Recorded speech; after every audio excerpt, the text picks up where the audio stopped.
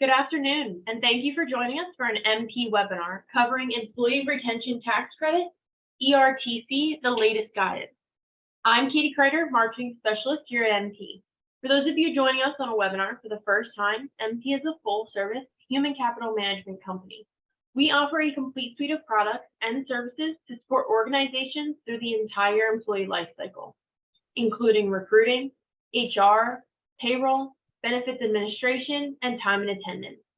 And we support our clients with cutting-edge technical solutions, as well as proactive, reliable service and a deep HR and payroll expertise. At MP, we are wired for HR and help our clients succeed by aligning their people strategy with their business goals. I'm excited to introduce your presenters for today's program, Chris Gertler and Peter Elia. Chris heads the business development team at MP. He's passionate about helping businesses across all industries find the HR, payroll, and recruiting solutions they need to achieve their business goals. Chris has his BA in History and Economics from Hobart and William Smith Colleges. Peter is the Employee Retention Tax Credit Solutions Specialist here at MP. If you would like to learn more about if your business qualifies, please reach out to Peter. I did add his Calendly link into the chat. He would love to talk to you to see if your business qualifies for these funds. And just a few housekeeping issues before we get started here today. If you would like to submit a question during the program, please use the Q&A feature at the bottom of the screen. We will be sending out the recording of the webinar later today, along with the slides. And with all of that, I'm going to hand the mic off to Chris. Thank you, Katie, and good afternoon, everybody. And thanks for taking a little bit of time after your afternoon to join us for this webinar on the Employee Retention Tax Credits. As Katie mentioned, Peter is here with us as well. Peter is our Employee Retention Tax Credit Specialist, so he's very excited to help you and your organization discover your level of eligibility and then ultimately walk through the ways in which your organization go about claiming these credits. So I'm just going to go through a quick agenda. So we're going to take some time just to go over a quick overview of MP, just into the other services, who we are. We're going to go through just what is ERTC, those eligibility requirements, and how to qualify. We'll also, along the way, Peter's going to chime in and ask for a couple examples. So we're going to walk through a couple examples based off some of those eligibility requirements. We'll go through a couple testimonials from companies that we have worked with, giving you an idea of the types of businesses and the industries that we've seen most qualify, and just how they felt with our services, as well as we're going to talk about what a partnership with MP looks like. And then we'll go through a Q&A at the end. Feel free, I'm a full proponent of this during presentations. Feel free to drop anything in the chat as we go. I'll try to answer as I see it. And with that, we'll get started. So MP, at MP, we were founded in 2004 as just simply payroll. Our CEO and our founder and current CEO, Jason Maxwell, thought there was a better way to handle payroll for businesses and provide that extra level of service. So we started out with payroll and have branched into these other services. So your basic payroll, time and attendance, we do benefits administration, onboarding and offboarding, as well as we have an outsourced HR service. So that serves as that executive sounding board for HR related matters, helps to install that HR infrastructure, ensure compliance with state and federal guidelines, especially for organizations that may have, during the pandemic, may have moved into multiple states. We can help you ensure compliance with that. Talent acquisition, as well as talent management. So we have an RPO, a recruitment process outsourcing, to source those candidates. We have an applicant tracking software, employee background checks, cognitive and behavioral assessments, as well as now talent management. So we have two platforms: Share and Perform, Learn and Grow, dealing with everything from performance management to training, succession planning, and employee engagement. So all of these, feel free absolutely to also reach out to us if you're interested. And maybe, after this, you find out you're not qualifying for ERTC, we'd be happy to have a conversation about any of these other services if it's just something you'd like a little bit more information on. So I want to go a little bit now into what ERTC is. So the Employee Retention Tax Credit came out of the CARES Act at the beginning of 2021. Or excuse me, in 2020 with the Paycheck Protection Program. And initially, when these both were rolled out, you could only do one, the Paycheck Protection Program or the Employee Retention Credits, and businesses chose the PVP. that was the loan that you had to then provide the justification for what you used it for, used it towards wages, and then you could apply for forgiveness. And if you used it towards those, it was forgiven. They then released that you could do both. The employee retention tax credit came out as a reward for keeping your employees. However, it's based off of your 2019 employee count. So it was for businesses that were affected by the pandemic in order to claim credits against those payroll taxes. So if you're looking at whether your organization qualifies or not, there's kind of two ways, and these questions are ones we usually use as well. So if your business was caused to partially or fully shut down, that qualifies under the suspension of operations field. And I'm just going to flip right over here to this decision tree here. So you have one on the left there for 2020. It's whether your business operations were fully or partially suspended, and then it's gross receipts. Each of these are interchangeable, meaning you can qualify under one or the other. So you could qualify because your business partially or fully shut down. What does that mean? So were your business hours ever limited by government orders? So for restaurants, they were limited by capacity, as well as they were also limited at some point, just restaurants were just completely shut down. Did your organization ever experience a disruption from your service providers? So that can go to supply chain issues. Did you have supply chain issues in your organization? Was a manufacturing company where, because of COVID, the pandemic, you couldn't get those supplies you needed, which caused you to slow down and not be able to perform the work you needed. However, on the other hand, for 2020 and 2021, you can also look at it from a revenue perspective. So for 2020, if your revenue compared in a quarter in 2020 compared to a quarter in 2019 decreased by 50% or more, you would be eligible for that for 2020. In 2021, they did it by quarter. So if a quarter in 2021 compared to a quarter in 2019 decreased by 20% or more, you'd be eligible for that quarter. Those dollar amounts flesh out to, in 2020, $5,000 per employee. In 2021, they went and did it by quarter. So it's $7,000 per employee per quarter. So you're looking at, if you were to fully qualify for all of 2020 and 2021, roughly $26,000 per employee during that, per full-time employee. Now, it is based off 2019 employee counts. So if you had 100 employees in 2019, you'd be eligible for 100 times the 26,000. I think the other thing to note too, when we were talking about the PPP before, is you have to just take that time that you used the Paycheck Protection Program loan out of that equation, as they don't want you double dipping either. The last part too that I wanted to talk about in terms of partial and full suspensions was your business qualifying under the 10% rule. The 10% rule is a COVID-related restriction in place, and that restriction suspended or altered a function of your business.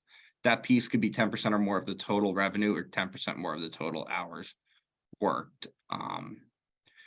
Like a restaurant had to close their dining room, but could still perform takeout or had a capacity limit, and that affected 10% of their business. Peter, would you like to add anything here? I mean, one of the important things about the 10% rule is that brewery that we worked with, where their dining room was closed and they had to switch to takeout. But the thing that was interesting about that is, since they were allowed to do takeout and have alcohol as takeout, they actually increased their overall gross revenue.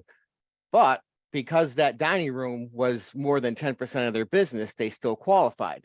So that's one of those examples where it wasn't a loss in revenue, but it was under the 10% of their that piece of the business, and they qualified regardless.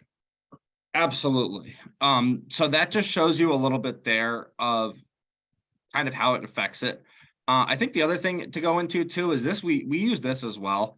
And it's a good thing for you and your organization to look at in terms of a pre-qualifying questionnaire. So did your organization need to operate at a lower capacity? Was the business ever impacted in its ability to serve clients or customers? So supply chain issues, employee hours limited. Did you need to reduce hours? Maybe you could only be open half the week or every other day because you had to clean and sanitize the area.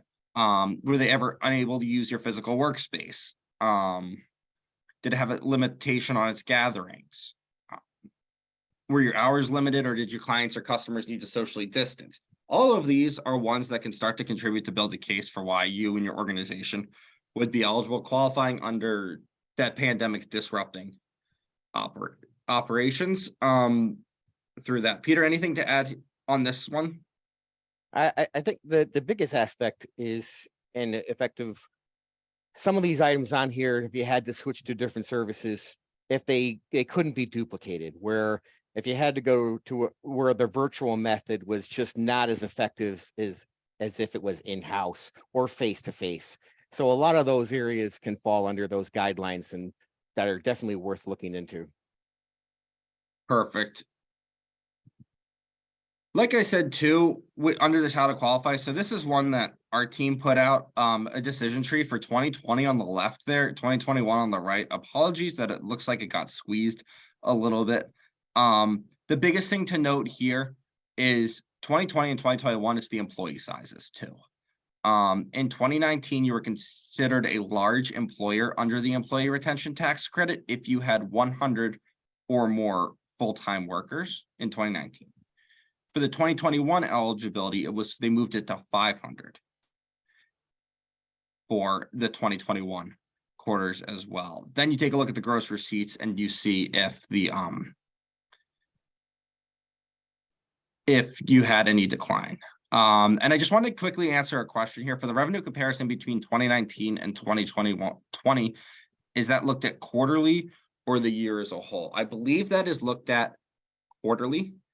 I'll get 100% confirmation on that one, but my understanding is that it's looked at quarterly, but they only give you 5,000 if you qualify, if that makes sense, as opposed to 2021 where you qualified for $7,000 per employee per quarter. For 2020, it's just the one blanket thing for 2020. Peter, anything else to add on the decision tree? On the 2020, it's the period of March 13th through December 31st. Perfect. Okay, so compare that to that same time frame through 2019 and this decline of 50% or more in revenue, correct? Yes.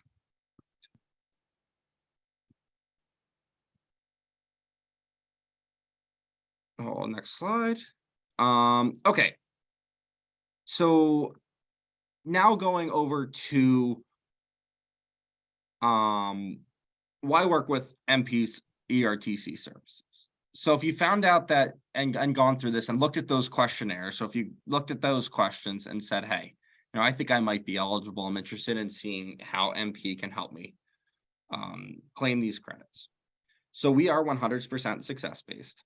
There are no upfront fees. So MP, we're paid based on a small percentage of what you receive only when you receive those funds. So many of our competitors, many companies that are doing this require the payment before the funds are recouped.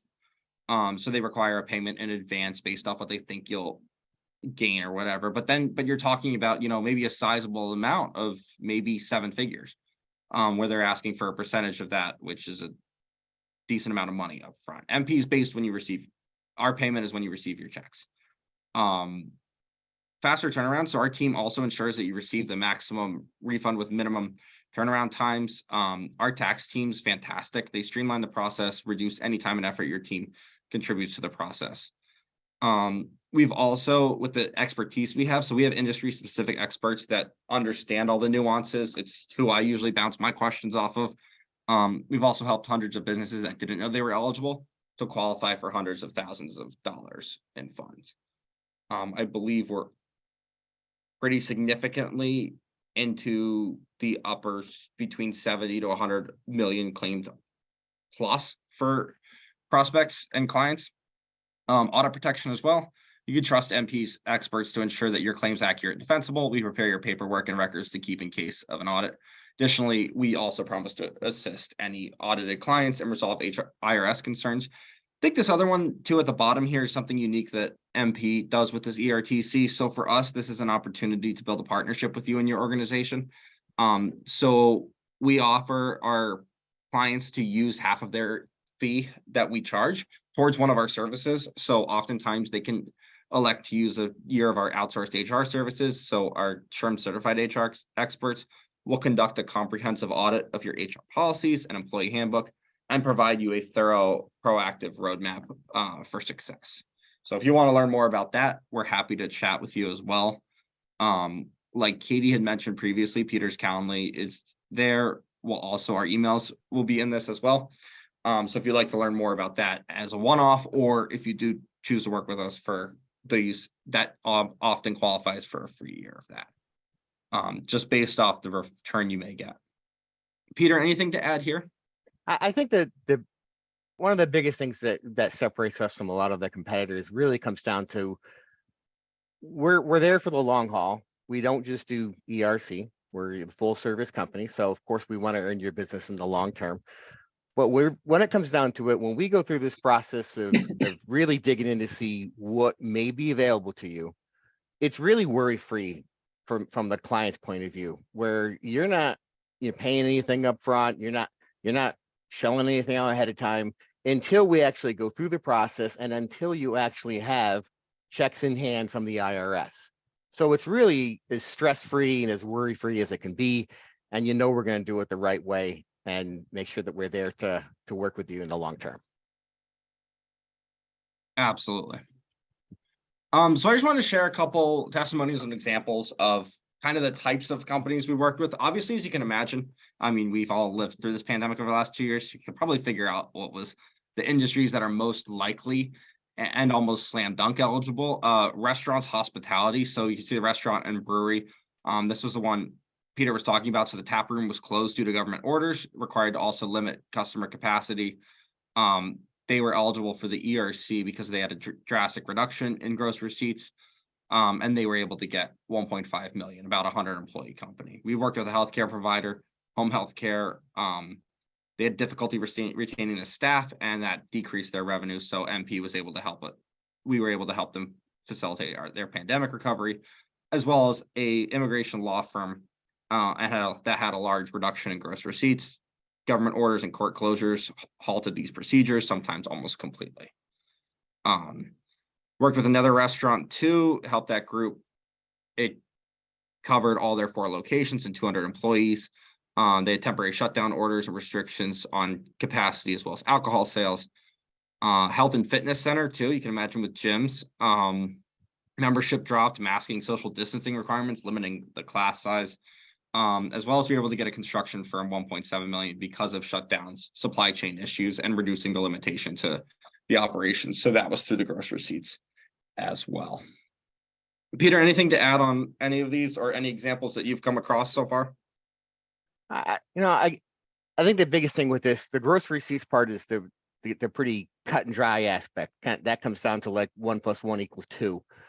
But I think when it comes down to the government orders and the shutdown and the restrictions, that's where a lot of the hard work has to be involved, where we can come into play and really dig into it to make sure if there's something there, we're going to make sure it's justifiable and go through the whole process with you. But again, it's worry-free on your aspect, where you're going to see what we think is available for you. We're going to go through this process. We're there to the end, and there's not a risk from your point of view of paying something ahead of time. So it really is like a win-win. Kind of just make sure you're doing it the right way all the time. Absolutely. So we've worked with entertainment centers, daycares, and private schools as well. So if you ever had the private school had to shut down their in-person learning, as well as with the gross receipts too, especially with enrollment decrease, and having to discontinue some of their offerings too. So I believe that brings us to the end of our spiel, just over the employee retention credit, who might be eligible, some of those ways in which you can qualify, as well as walking through some of the things to consider as well. I'm going to take this opportunity now for any questions that anyone may have about eligibility. Maybe you're not sure if your organization qualifies. We're happy to also answer questions offline, but I'll give everybody a second or two for questions. Chris, I know a lot of people ask about time frame, about how long they can take to do this and what could change in the future. You want to cover that? Yeah, absolutely. So I think the biggest thing to note is, first of all, there's two ways to look at the time frame for the ERTC. The number one is what you can claim. So the number one, that is that period from March 13th, 2020, all the way to December 31st, 2020, and then the first 3 quarters of 2021. Originally, it was the first all 4 quarters of 2021, and then they wrote that out of a new bill and discontinued it for quarter 4 of 2021. Now, the current guidance is that this is going to be available until the end of 2024. I would say if you think that you're eligible, I would say sooner rather the better to at least start this claims process, because there is a chance in the future that they decide to discontinue allowing companies to claim these credits. I'm not sure if it's going to happen. I probably doubt it's going to happen, but it's always a possibility. Peter, is that kind of what you're looking for there? That's the way I look at it, you know, especially what everything with, sorry about that, what everything with the economy and where things are going, I would, if it was something that the company I was running was looking for this, I'd look into it now, because I wouldn't want to depend on something happening 9 months from now or a year from now, where maybe they roll it back so it's only quarter 1 or 2 or quarter 1. So just the sooner you look at it, the better. Awesome. Anyone have any questions? Put them through the Q&A function. We'll give it a minute or two more for questions.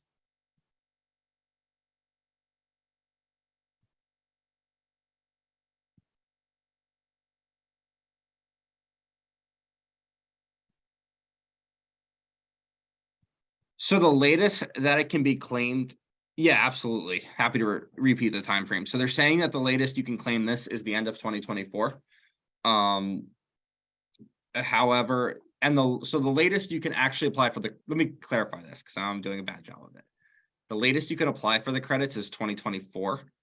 And I don't believe, but the latest time period you can claim credits for is the end of quarter 3, 2021, if that makes sense.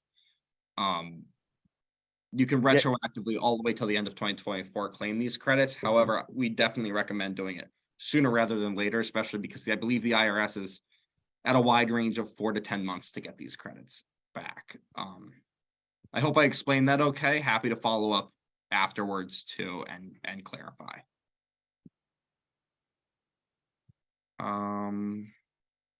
Anything else, Peter? Can you think of anything I may have missed? I think and this goes in regards of time frame as well, where now that the pandemic is kind of getting into a spot where it's, you know, it's kind of in the rear view mirror, where things are kind of getting into a more normal aspect. A lot of companies are looking into this now, and there's a lot of companies doing it, not just us. I mean, you could go on your Facebook feed and probably see companies trying to, advertise for employee retention tax credits. So there's a lot out there. And I remember the IRS is probably going to get more and more behind on this. And so again, the time frame would be much better to start looking at this now, sooner rather than later, to kind of get ahead of it.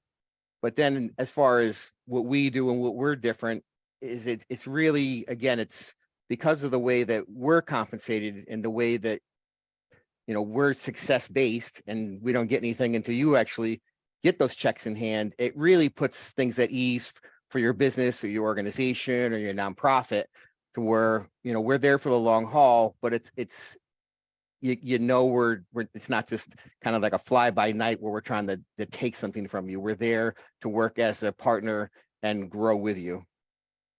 Perfect. That's a great way to phrase it too. So we just have one more question, just clarifying an easier way to say it was that March 13th to December 31st, 2020, and the first 3 quarters of 2021 are the covered timeframes for the ERTC.